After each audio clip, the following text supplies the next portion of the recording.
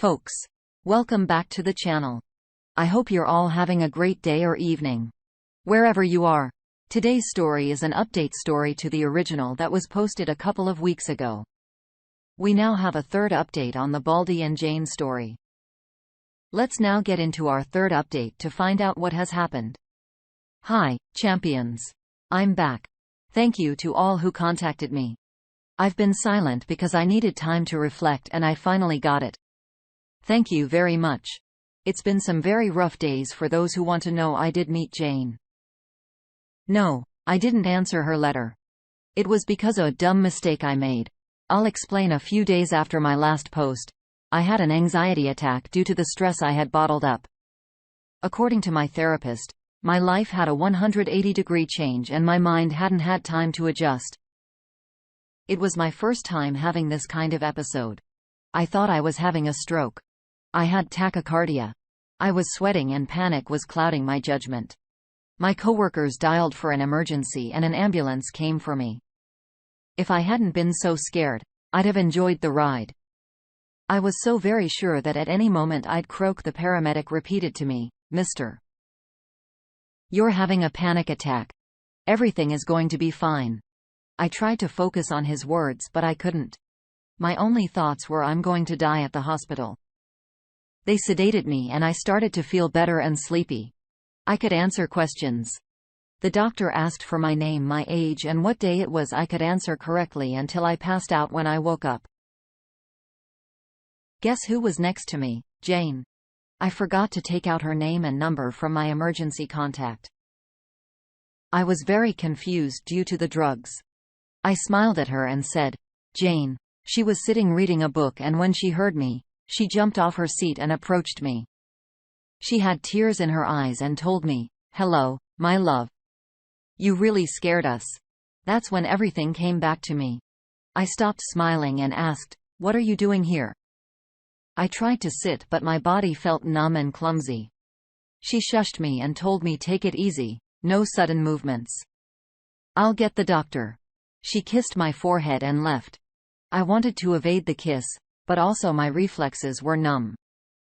That kiss felt so familiar. But I know it has been more than a year since she kissed me with sincere love while she was gone. I saw around me. I was in a big room with 6 other beds, 4 of them with patients. They were all separated by curtains to have privacy.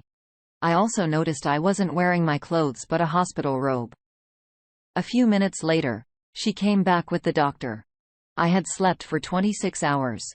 The doctor explained all about the anxiety attack I suffered. He asked me if I stopped taking any meds. But Jane and I answered almost at the same time, "I don't." "He doesn't take any meds." I hate how well she knows me. The doctor told me the episode came from heavy stress or sudden change in my life, or both. I glanced at Jane, but she had her eyes. He ordered some days off to reflect and get some therapy. I told him I already had therapy. But the doc said I needed to see a psychiatrist. My therapist was a thanatos and psychologist, so she couldn't prescribe med. He told me that I must be hungry and that the next day I'd be discharged, and he left. It was 8 p.m. So Jane had another hour until visiting hours were over, and she didn't look like she wanted to leave. It felt awkward, and that feeling led me to chat her like an idiot. So I asked, "You said, you scared us? Who is us?" She smiled. I bet she knew I couldn't resist talking. "Your parents and me. They were here in the morning." "Did they leave?" "Yes, they are expecting my call. I'll talk to them tomorrow." "You can leave. I want to sleep." "But your dinner, it's almost here." When the doctor mentioned I must be hungry, my stomach grumbled. I hadn't eaten anything for 26 hours. A few minutes later, a veteran nurse came with a tray on a cart. She asked Jane to manipulate the bed, so I'd be in a sitting position to eat. I don't know what kind of face I made, but Jane was amused and stared at me while the nurse arranged the tray in front of me on my bed. "I'm an ex-glutton guy," she said. "God, I love you so much." I glared at her again and asked her one more time to go home. But the nurse got really mad at me. According to her, Jane sponge bathed me and she even shaved me. I hadn't noticed until she told me finally. she asked Jane to feed me because I was still coming off the meds. I told her we were getting divorced, but she said that wasn't her problem and that I should be thanking her since she had been there to help. And that I was a very ungrateful person. Then she left. I refused her help and tried to eat even though my movements were very clumsy. I was making a mess with the soup, and Jane begged me to let her help me. I felt like a spoiled brat making a tantrum. I just said fine and let her feed me. I had never felt so vulnerable before. She behaved very maternally and affectionately. I could have a close look at her. She wasn't wearing makeup. I saw more lines of expression, and also she had crow's feet. I felt better after I finished eating. She took the tray out of the room. She was in a good mood. I saw a patient in front of me, a man in his 50s, checking Jane out when she went out and came back. I wasn't surprised she was wearing a coat and jeans, but she was very pretty. I didn't like the feeling of being in debt with her when she sat down. I said thanks for being here. She looked at me in the eyes and smiled. Anytime she tried to comb my hair out of my forehead with her hand, but I could reject her that time. She looked hurt and I didn't say anything. She tried to grab my hand but I removed it and she said, "Can we talk please?" I remained silent. There are only two reasons for me to at least be cordial with her. The twins, they weren't baptized when they were toddlers. But after my sister-in-law's ex went away, Jane and I supported my sister-in-law and the twins. I love those two little rascals with all my heart. When we babysat them, I told Jane that it would count as parent training for when we had our own. That will never happen. My sister-in-law asked us to be their godparents and I teared up with emotion. They are the closest thing I have to a daughter and a son. I know Jane loves them too and I don't want any drama near my godson and goddaughter and I miss them so much. I haven't seen them since about a week before Discovery Day. Also, I haven't spoken to them because I was avoiding Jane. So I told her, "Okay, let's talk in the condo, contact you soon." She offered to take me home the next day when I got discharged. I told her no. I would ask my parents to come for me and I'd see her again in the condo. I wanted to talk to my parents.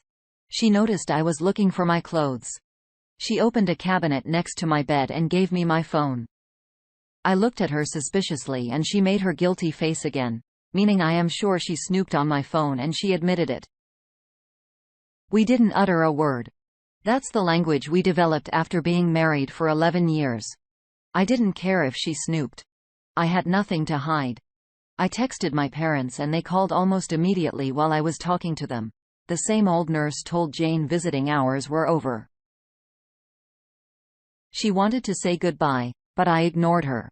She whispered in my ear, "I know you keep your word. I'll wait for you to contact me. I love you." She kissed my hair and left. I do keep my word. My father always told me a man is worth as much as his word. I asked my parents if they knew what happened after I passed out. According to them, one of my co-workers showed up at the hospital to give information about my medical security. That's when the staff saw the emergency contact and they called Jane. My sister-in-law contacted them after the hospital called. When Jane came, she met my co-worker and he left.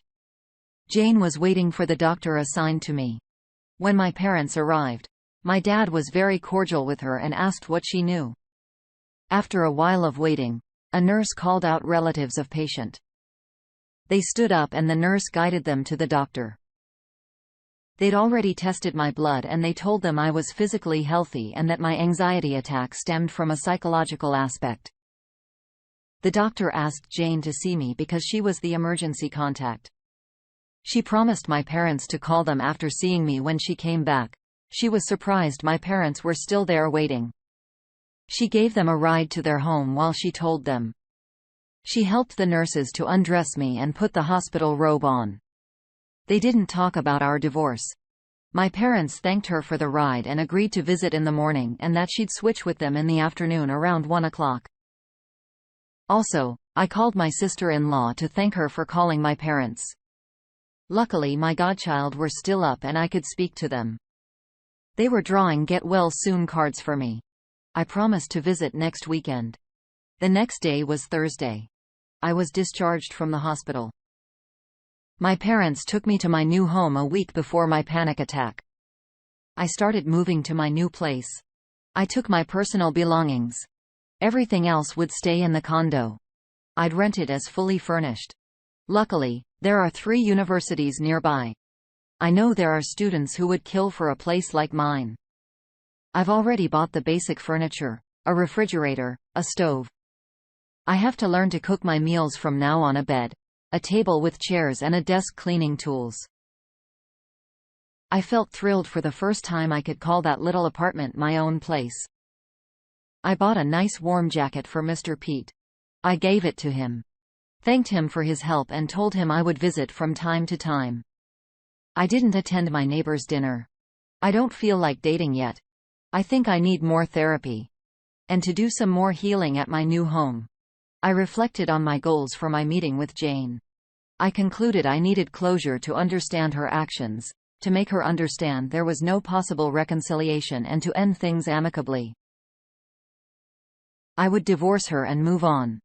But I don't want to lose my in-laws, my sweet and incoherent mother-in-law, my stubborn and strong sister-in-law and her twins who I love.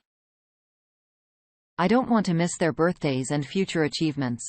I want to be at least cordial with Jane. Work. My boss gave me 5 days off. Starting the next week. I didn't want to stay in.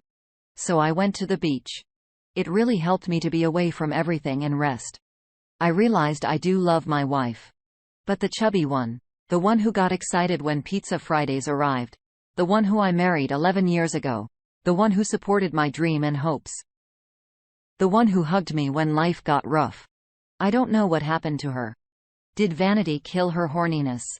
No idea. But I loved my wife deeply. And the one who betrayed me is not my wife.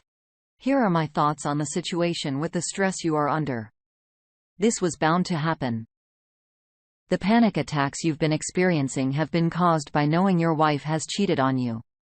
This has created insurmountable pain on you and has caused a lot of stress as well. I'm glad to hear that you're doing better and hope you can continue to recover from them.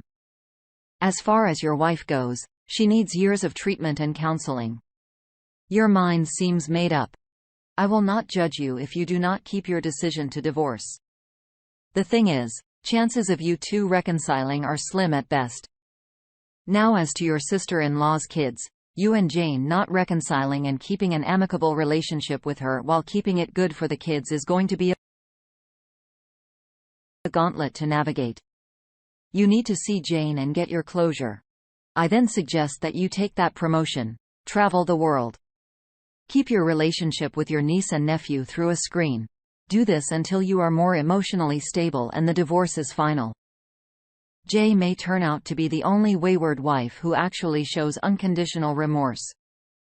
I wish you the best of luck with your situation. Thanks for taking the time to listen to today's story. Don't forget to like and subscribe if you haven't already done so, and comment below on what your thoughts are on today's story. If there's a story you would like to share with me about your own situation or someone else's, then please do not hesitate to contact me. Take care, everyone.